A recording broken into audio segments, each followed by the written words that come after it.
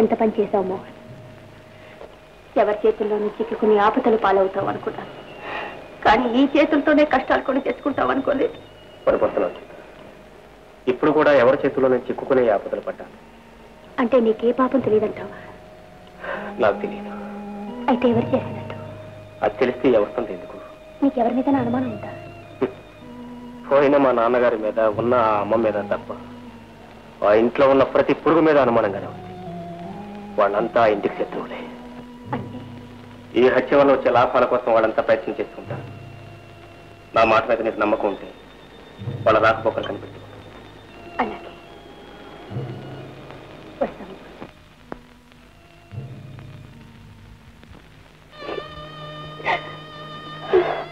చూడు చెల్లెమ్మ, పోగొట్టుకున్నది తిరిగి పొందలేందే కావచ్చు, కానీ ఇలా ఎంతకాలం బాధపడతాం? మనసు కుదుటపరుచుకోవాలి, మామూలుగా బ్రతకాలి.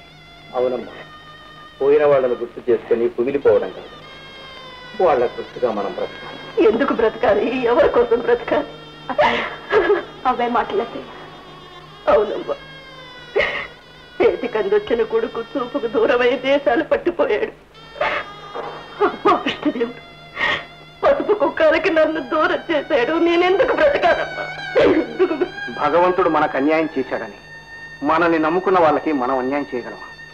ఫ్యాక్టరీలో పని వాళ్ళు జీతాలకు ఎదురు చూస్తున్నారు, వ్యవహారాలు ఎటు కాకుండా ఆగిపోయాయి. ఇవన్నీ నువ్వు చూసుకోకపోతే ఎలా చెల్లెమ్మా?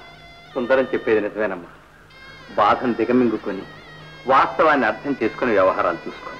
ఆ వ్యవహారాలు ఏమిటో ఇంతవరకు తెలుసుకునే అవసరం రాలేదు. ఇప్పుడు తెలుసుకోవాలనే ఆశ కూడా లేదు. అవేంటో నువ్వే చూసుకోకుండా. అలా కుదరదు చెల్లెమ్మా. సంతకాలు రాతకోతలు అన్ని నీ చేతి మీదుగానే జరగాలి.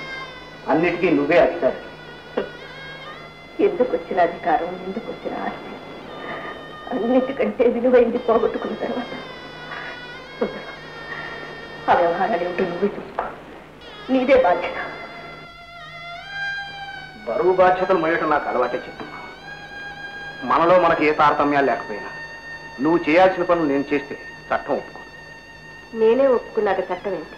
అలా అంటే చెల్లదు చెల్లెమ్మా. నువ్వు నాకు ఆ అధికారాన్ని ఇస్తున్నట్టు ఈ కాగితాల మీద సంతకం పెట్టాలి. అది కరెక్ట్. పవర్ పట్టడానికి లేదు, అతను ఏం చేయలేనమ్మా. ఇక్కడ సంతకం పెట్టాలి.